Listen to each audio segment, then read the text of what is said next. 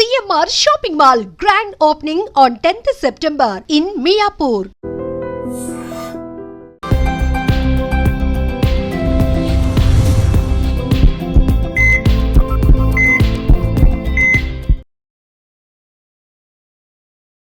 నమస్తే welcome to healthy conversations with iDream media. నేను మీ Jhansi. So ఈ రోజు మనతో ఉన్నారు 40 ఏళ్లకు పైగా ఆయుర్వేద వైద్యంలో తనకంటూ ఒక ప్రత్యేక స్థానాన్ని ఏర్పరచుకున్న చిట్టుబొట్ల మధుసూదన్ శర్మ గారు.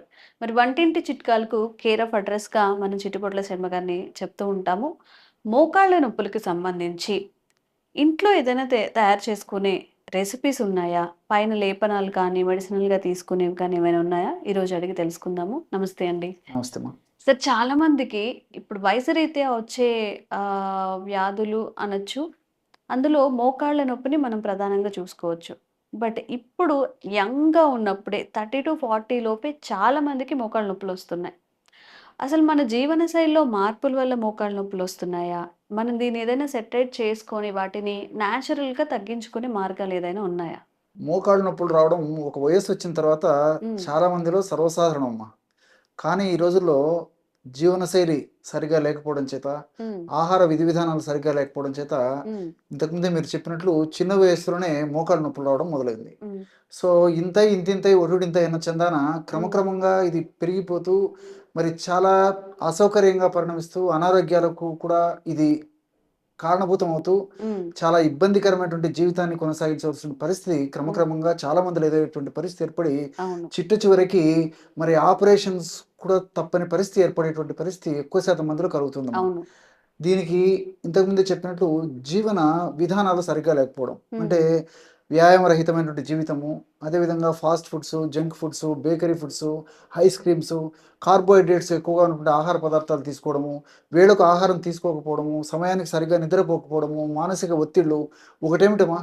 సో కరుణ చావుకి ఎన్నో కారణాలు అన్నట్లు హ్మ్. మరి ఈ సమస్యకు కూడా ఎన్నో రకాలైన కారణాల వల్ల ఈ సమస్య రోజు రోజుకు ఎక్కువ శాతం మందిలో మరీ విపరీతంగా కనిపిస్తోందమ్మా. అవును. హ్మ్. దీనికి అవగాహన లేకపోవడం చేత, ఆరోగ్య స్పృహ సరిగ్గా లేకపోవడం చేత, మరి ఎవరికి ఇష్టానుసారంగా వాళ్ళు ఇష్టానుసారంగా హ్మ్. వాళ్ళకి ఇష్టం వచ్చినట్లు హ్మ్. పప్రిమెంట్ లాగా ఈ మెడికల్ షాప్‌లో దొరికేటువంటి పెయిన్ కిల్లర్స్ వాడి తాత్కాలికంగా ఆ యొక్క సమస్యల నుంచి బయటపడినప్పటికీ ఎన్నో రకాలైనటువంటి కొత్త కొత్త రుగ్మతలకు కూడా బారిన పడేటువంటి అవకాశం ఏర్పడుతుందమ్మా. హ్మ్. ఈ నేపథ్యంలో చక్కటి ఆరోగ్య అవగాహన కలిగి ఉండి, ఆరోగ్య స్పృహను పెంపొందించుకొని, ప్రకృతిలో లభించేటువంటి చక్కటి ఔషధాలను మనం సద్వినియోగం చేసుకున్నట్లయితే హ్మ్. అన్ని సైడ్ బెనిఫిట్స్‌తోనే ఆ యొక్క సమస్య నుంచి బయటపడొచ్చమ్మా. ఓకే. సో, ఇంతకుముందు గూడా గత కొన్ని వీడియోల్లో గూడా హ్మ్.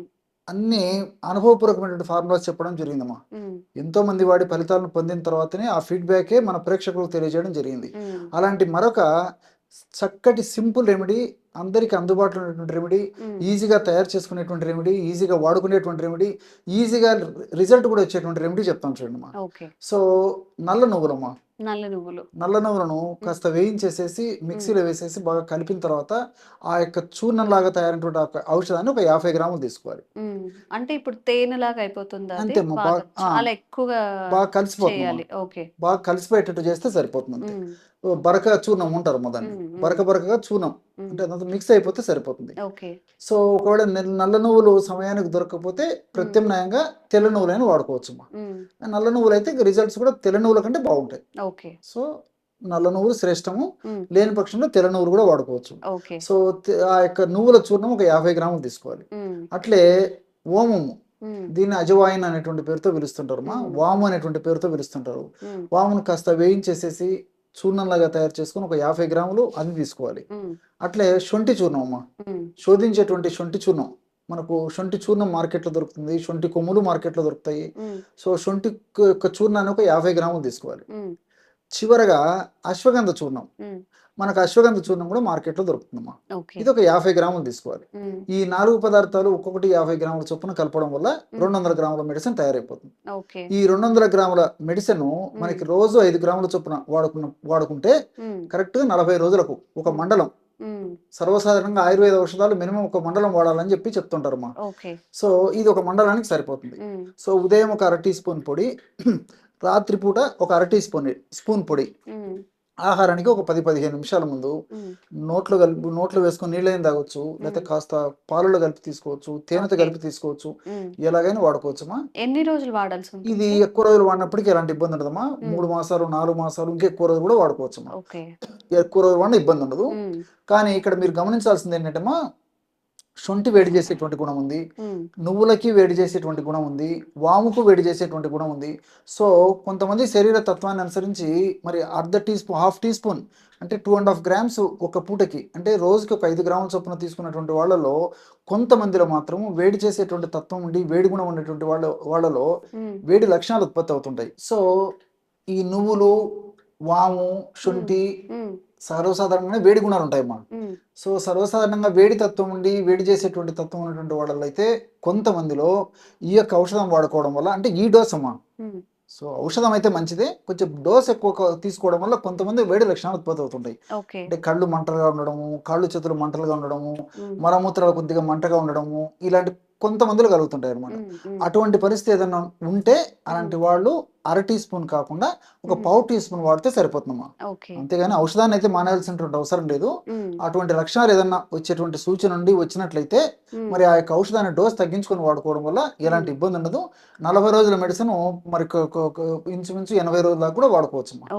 సో ఈ విధంగా ఫ్రెష్ గా తయారు చేసుకుని ఆ యొక్క నేను చెప్పినటువంటి పద్ధతిలో 50 గ్రాములు 50 గ్రాములు 50 గ్రాములు 50 గ్రాములు టోటల్ 200 గ్రాముల ఔషధం తయారై చేసుకొని అది అయిపోయిన తర్వాత మరలా ఫ్రెష్గా తయారు చేసుకొని వాడుకుంటున్నారమ్మా. దీర్ఘకాలం పాటు వాడినప్పటికీ అన్నీ మనకు సైడ్ బెనిఫిట్స్ ఉంటాయమ్మా.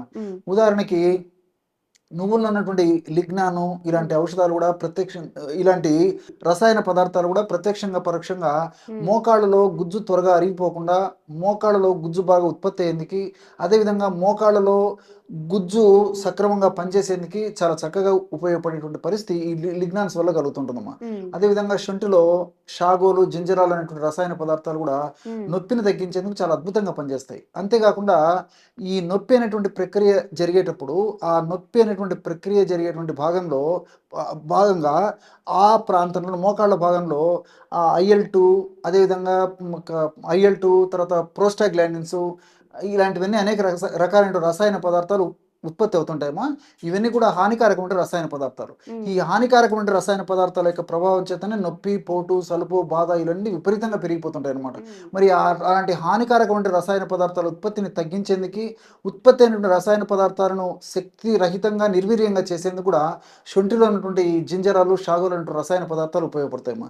అదేవిధంగా వాములో ఉన్నటువంటి థైమాలు, థైమక్విన్ అనేటువంటి రసాయన పదార్థాలు, అశ్వగంధలో ఉన్నటువంటి విథనాలు ఇలాంటి రసాయన పదార్థాలు ఇవన్నీ కూడా ప్రత్యక్షంగా పరోక్షంగా మోకాళ్ళ నొప్పులు తగ్గేందుకే కాకుండా మోకాళ్ళ భాగంలో చక్కటి రక్త సరఫరాను కలగజేసి, అదేవిధంగా చక్కటి పోషకాంశాలను అందజేసి, ఆ మోకాళ్ళ భాగంలోకి చక్కటి ఆక్సిజన్ అందజేసి, ఆ మోకాళ్ళ భాగంలో తయారైనటువంటి చెడు పదార్థాలంటే బయటకు తొలగించేందుకు కూడా చాలా చక్కగా ఉపయోగపడతాయి. కాబట్టి అన్ని రకాలుగా ఈ యొక్క ఔషధం వల్ల సైడ్ బెనిఫిట్స్ ఉంటాయమ్మా. ఓకే. సో చాలా ఈజీగా ఇంట్లో చేసుకునేది, అలాగే దానివల్ల హెల్త్ బెనిఫిట్స్ అంటే ఒక్కొక్క ఇంగ్రీడియంట్ వల్ల ఇంకా అదనపు హెల్త్ బెనిఫిట్సే కానీ సైడ్ ఎఫెక్ట్స్ ఎలాంటివి లేవు అని మధుసూదన్ గారు చెప్తున్నారు. కాబట్టి ఎవరికైనా కానీ సివియారిటీ అంటే ఎక్కువగా మోకాళ్ళ నొప్పిని ఫేస్ చేస్తున్న వాళ్ళు దీన్ని ఒక్కసారి ట్రై చేసి చూడండి. మీకు ఎలా అనిపించిందో కామెంట్ చేయండి. ఇంకెలాంటి వీడియోస్ మధుసూదన్ శర్మ గారితో మీరు తెలుసుకోవాలి అనుకుంటున్నారో మీ ఆరోగ్య సమస్యలను కామెంట్ చేయండి. తప్పకుండా వీడియో చేసే ప్రయత్నం చేస్తాం. Thank you so much sir. నమస్తే. And for more videos, please subscribe to iDream. Please subscribe to iDream. Please subscribe iDream. And please subscribe to iDream. For more videos, subscribe to iDream. please like, share and subscribe to the channel. Congratulations, iDream. Subscribe to iDream. Subscribe to iDream. So subscribe to iDream Media. iDream ki iDream team andarki huge congratulations. Please subscribe iDream Media. Please subscribe to iDream. Subscribe iDream. Please subscribe to iDream. iDream అంటే నా కళల ఛానల్ను subscribe చేసుకున్న నోరు తిరుగుతలేదు, మీరైతే గంట గుర్తు కొట్టండి. For more such videos, please subscribe to iDream. Subscribe to iDream. Please subscribe to iDream. Please subscribe iDream Media. Please do subscribe to iDream. Please subscribe to iDream Media. For best entertainment and information, please subscribe iDream. And don't forget to subscribe to iDream.